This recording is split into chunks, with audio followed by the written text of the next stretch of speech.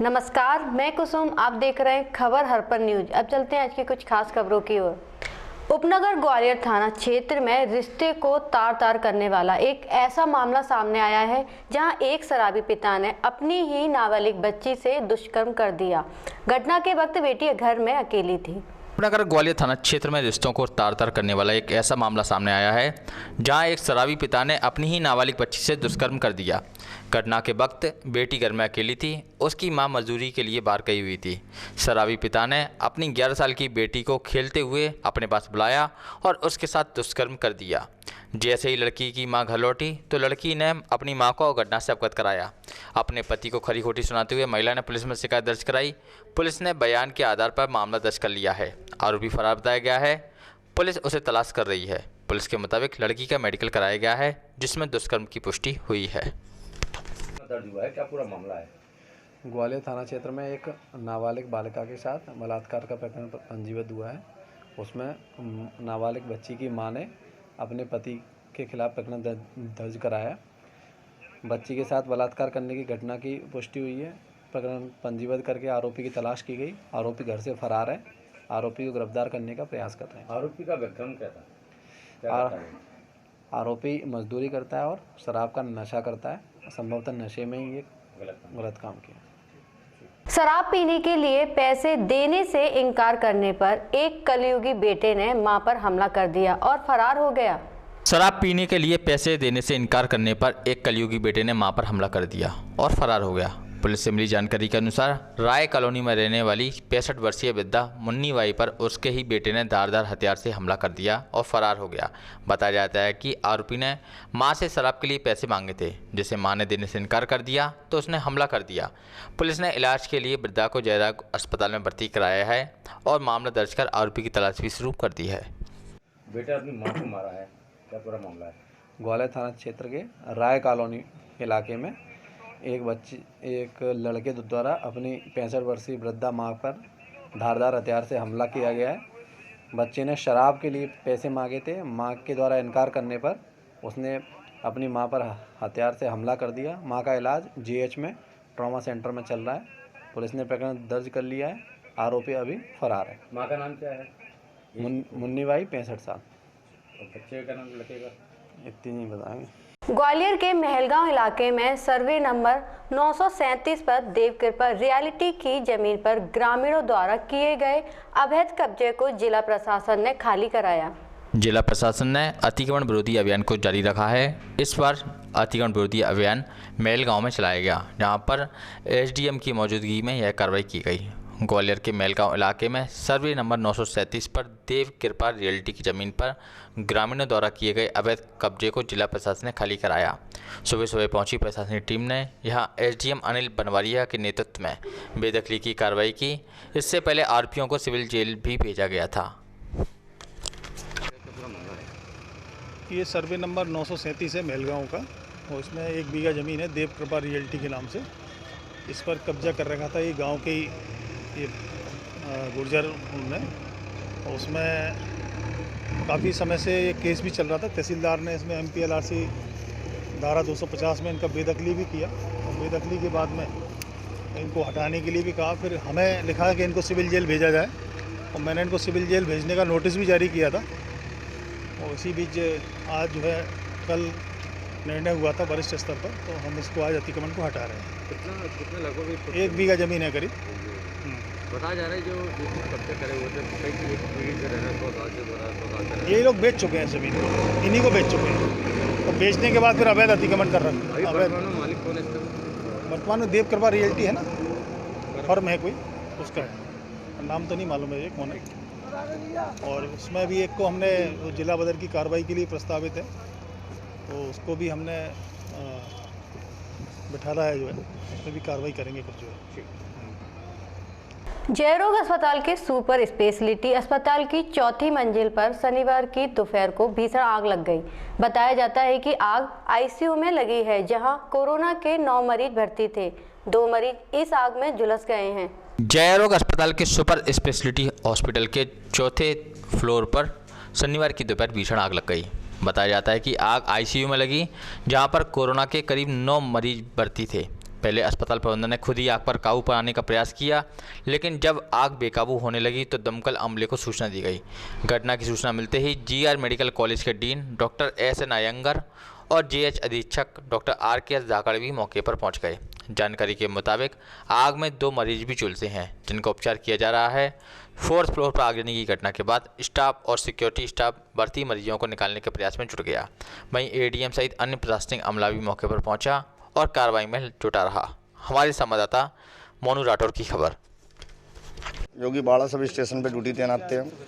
घटना स्थल की सूचना मिलते ही घटना स्थल के लिए गाड़ी लेकर रवाना पहुंचते हुए यहाँ पर आया, बताया जहाँ आईसीयू में आग लगी। आईसीयू में पहुँचे तो वायरिंग शॉर्ट सर्किट से आग लगी थी और वहाँ के कुछ कर्मचारियों ने आग पर कंट्रोल कर लिया था और निरीक्षण किया गया तो ऐसा कोई आग का वो नहीं लगा। वेंटिलेटर वो जला हुआ था।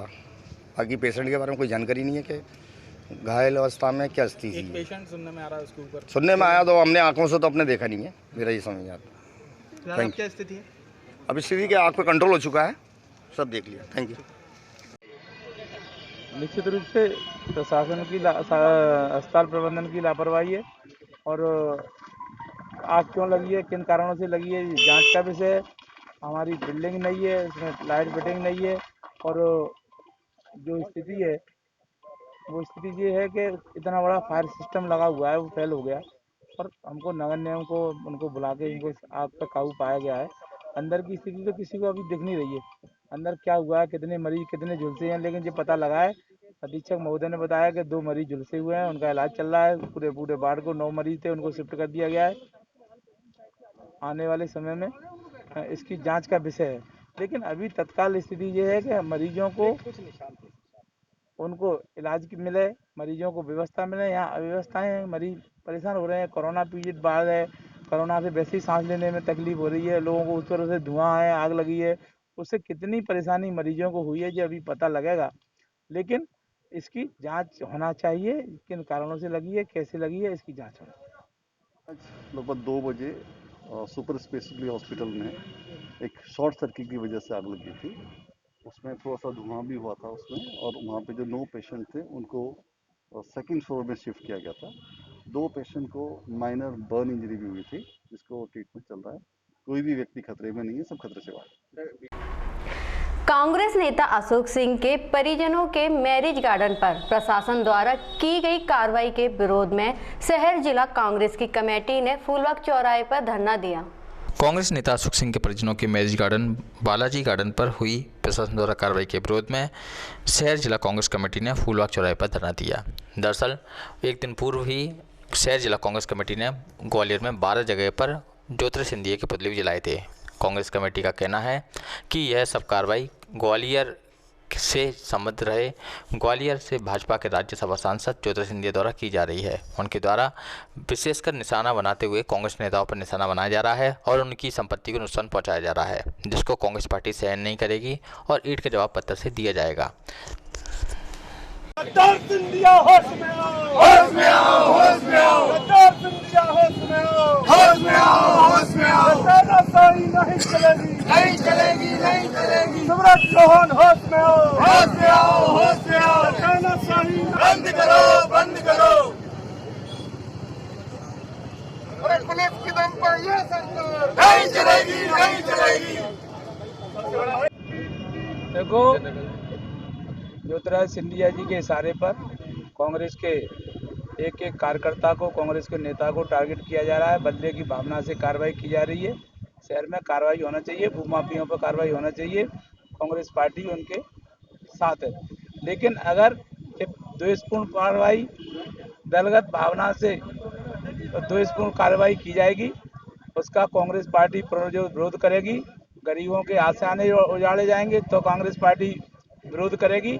और इस समय ये किया जा रहा है कि अंधा बांटे रेवड़ी और चीन चीन के दे, इस प्रकार जो कार्रवाई की जा रही है, कांग्रेस पार्टी उसके खिलाफ है और कांग्रेस पार्टी अब सड़कों पे आ गई है। आने वाले समय में अगर इस प्रकार की द्वेषपूर्ण कार्रवाई की गई तो कांग्रेस पार्टी और बड़ा आंदोलन करेगी। इसकी जिम्मेदारी प्रशासन की होगी, शासन की होगी।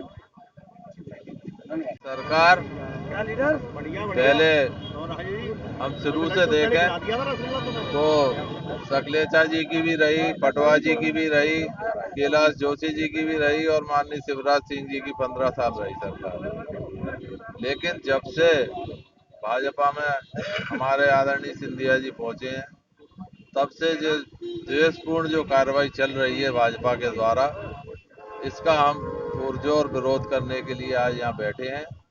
और 2 कमरों का मकान जिस ब्राह्मण पे था, आज वो ब्राह्मण सड़कों पे आ गया। भूतेश्वर की पूजा, भूतेश्वर मंदिर की पूजा अर्चना करता था वो बालक, आज वो सड़कों पे बैठा है। 2 कमरा कहाँ भूमाफियों में आते हैं। मेरा कहना ये है कि आप पहले जो कार्रवाई करें, हमें हमारे कांग्रेस का ये विरोध नहीं है। कांग्रेस का विरोध इस बात का है कि कार्रवाई जिस तरह से होनी चाहिए, आपने 6-7 दिन का नोटिस नहीं दिया, आपने 48 घंटे का नोटिस नहीं दिया, फिर 24 घंटे का नोटिस, फिर 6 घंटे का नोटिस दिया जाता है कार्रवाई में, लेकिन एक भी नोटिस प्राप्त नहीं हुआ। आपने पहले तोड़ाई कर दी, तोड़ाई के बाद फिर उसके बाद आप सीमांकन करा रहे हैं। तो ये जो आना फानन में काम चल रहा है, ये किसके कहने से चल रहा है? ये तो स्पष्ट होना चाहिए ना। आज ये कार्रवाई नहीं रुकी तो आगे क्या रुख रहेगा? आज धरना दिया है, कांग्रेस सड़कों पे आ गई है। कल पुतले फूके थे, आज धरना दिया है। आगे की रूपरेखा हम आपको बताएंगे। जिस तरह की कार्रवाई अगर हुई तो हम बराबर उसका प्रतिकार करेंगे। महात्मा गांधी के सामने बैठे हैं। महात्मा गांधी ने अन्याय अत्याचार के लिए सदैव प्रतिकार किया, वही प्रतिकार हम लोग भी करेंगे। उत्तर प्रदेश के ललितपुर जिले में शहर कोतवाली में 11वीं की छात्रा मधु वासुदेव को एक दिन के लिए शहर कोतवाल बनाया गया। ललितपुर से हमारे संवाददाता इमरान खान की खास खबर। उत्तर प्रदेश के ललितपुर में नारी शक्ति अभियान के तहत मधु वासुदेव को एक दिन का कोतवाल बनाया गया। दरअसल उत्तर प्रदेश के मुख्यमंत्री योगी आदित्यनाथ ने महिलाओं के सशक्तिकरण और उनमें आत्मविश्वास की पहल के लिए कई तरह के कार्य किए हैं। इसी के अंतर्गत सदर कोतवाली ललितपुर में राजकीय बालिका इंटर कॉलेज में पढ़ने वाली कक्षा 11वीं की छात्रा मधु वासुदेव को ललितपुर कोतवाली की कमान सौंपी गई। ललितपुर पुलिस प्रशासन द्वारा मधु वासुदेव को एक दिन का कोतवाल बनाया गया, जहां उन्होंने महिला डेस्क का निरीक्षण कर कोतवालियों पुलिस स्टाफ से बात की और उनकी समस्याओं को भी जाना और तुरंत निस्तारण के निर्देश भी दिए। व्यापारियों से मिलकर उनका हालचाल जाना, घंटाघर से चौराहे तक पैदल भ्रमण किया, शक्ति मोबाइल पर तैनात स्टाफ को आवश्यक निर्देश भी दिए। शहर में जगह जगह तैनात पिकेट को चेक किया और फिर तुवन चौराहे के निकट यातायात माह के चलते गाड़ियों की चेकिंग की। मोटरसाइकिल का चालान भी किया, जहां नासिर मीडिया के एक पत्रकार को भी कोतवाल ने नहीं बख्शा। 100 रुपये का चालान काटकर उनको बताया कि कोरोना काल में मास्क कितना जरूरी है। कोतवाल की कुर्सी पर बैठते ही मधु के तेवर बदल गए। कोतवाली स्टाफ से परिचय प्राप्त करने वाली कोतवाली का निरीक्षण किया और कंप्यूटर विभाग को देखने के बाद शहर कोतवाल की गाड़ी में बैठ गई। नई नवेली कोतवाल को देखकर शहर में भी कोतवाल का विषय बना रहा। यहाँ बता दें कि जिस तरह से 11वीं की छात्रा मधु वासुदेव ने यह कार्रवाई की है, उसको लेकर लोगों में भी चर्चा का विषय बना रहा। ललितपुर से हमारे संवाददाता इमरान खान की विशेष खबर। महिलाओं और लड़कियों के लिए जो भी कानून बनाए गए हैं उन्हें और सख्त कर दिया जाए और ज़्यादा से ज़्यादा उनकी व्यवस्थित को भी किया जाए और कर्मचारियों से ज़्यादा उनकी सहायता करें और जो भी कानून है और उनके लिए कुछ कानून बनाए जा सकते हैं तो वो भी बनाएं। आप जहाँ से देखती हैं, आप समझती हैं कि लड़कियों के साथ जो अन्याय हो रहा है, दुष्कर्म की प्रयास की जाती है या उत्पीड़न होता है, इस विषय में आप क्या सोचती हैं? इस विषय में ये सोचती हूँ मैं कि ये बिल्कुल से बिल्कुल जितना जल्दी हो सके, जितना भी कम हो सके, या जो भी चल रहा है, जो परेशान करते हैं, छेड़खानियाँ करते हैं, जितना जल्दी बंद हो सकेगा उतना ही अच्छी हमारी लड़कियाँ, हमारे देश की लड़कियाँ आगे बढ़ पाएंगी और हमारा भविष्य और बन जाएगा। आप क्या प्रयास करेंगे आज? मैं आज यही प्रयास करूँगी कि ज़्यादा से ज़्यादा लड़कियों की सहायता की जाए आज। Thank you. मुख्यमंत्री जी के निर्देशों के क्रम में और उनके मार्गदर्शन में पूरे प्रदेश में मिशन शक्ति का हम लोग कार्यक्रम चला रहे हैं, जिसमें हमारी जो महिलाएं हैं, बच्चियां हैं, उनको जागरूक कर रहे हैं, प्लस जो और भी हेल्पलाइंस उनके बारे में जागरूकता हम लोग फैला रहे हैं। इसमें आज ललितपुर में हमने बच्ची को एक SHO कोतवाली के रूप में कुछ घंटों के लिए थानेदार बनाया। उस बच्ची को ये फील कराया गया कि थानेदार के रूप में उसकी क्या जिम्मेदारियाँ हैं और पुलिस से क्या अपेक्षा की जाती है। ये सारी चीज़ें उसको जो फील होंगी तो अपने बच्चों के बीच में उसका उत्साह जाएगा उसके अंदर एक नया ज्ञान आएगा। साथ ही अपने बाकी जो बच्चियां हैं उनको वहाँ की कार्यप्रणाली जो थाने की होती है उसके विषय में भी जानकारी दी गई। तो ये उद्देश्य बच्चों को जागरूक करना है और उनके अंदर आत्मविश्वास पैदा करना है।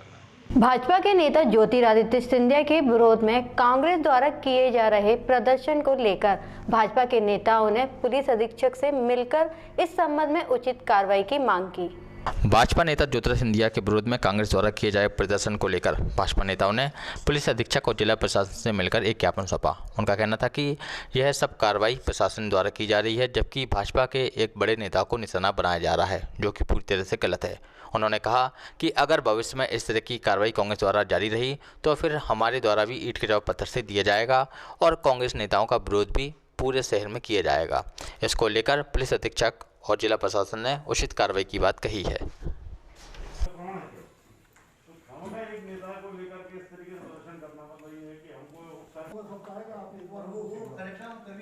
हम वही काम फिर हम करने का हमें करने में मजबूर होना पड़ेगा।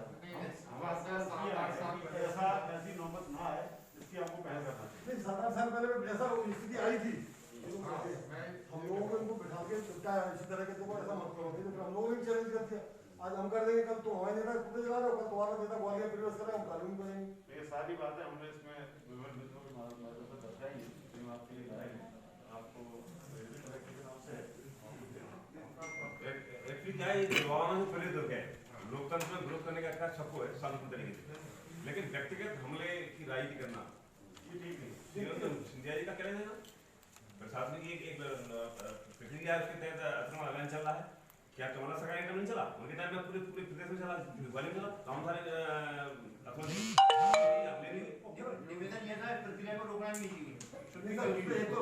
हमको लाओ ना, अभी तो थोड़ी है, वो तो उसी गवर्नमेंट के उनके समय के यहाँ पर एक पॉलिटिकल पार्टी के द्वारा उनके एक पर्टिकुलर नेता के विरुद्ध अभियान चलाया जा रहा है, जो ठीक नहीं है। उनका कहना था कि चुनाव के समय की जो चीज़ें होती हैं वो सब निपट गया, अब हमें किसी एक पर्टिकुलर विशेष व्यक्ति को करना नहीं चाहिए। और जो प्रशासन जो भी कार्रवाई कर रहा है वो अतिक्रमण जिस तरह किया उसके विरोध में कर रहे हैं। वो किसी ऐसे नेता के अधिकारी के विरुद्ध नहीं है जो किसी पॉलिटिकल पार्टी से बिलोंग करता हो। तो उनका कहना था कि दूसरे पार्टी के नेताओं को भी बुलाकर समझाइश देनी चाहिए, ताकि जिले में जो है शांति बाहर बनी रहे और आपस से सामंजस्य बना रहे। क्या कुछ कांग्रेस नेताओं की भी जानकारी दी है उन्होंने कि यहाँ अतिक्रमण सूची तैयार है क्या सर कुछ लोगों की? पूर्व में जो सूची बनाई गई थी, एक सूची पहले से ही प्रशासन के पास में है और कुछ और भी इंफॉर्मेशन ऐड की जा रही है जो भी संबंधित अधिकारियों से जानकारी। सर किस नेता के लिए कहने आए थे? ग्वालियर संभाग से किसी वरिष्ठ नेता के बारे में।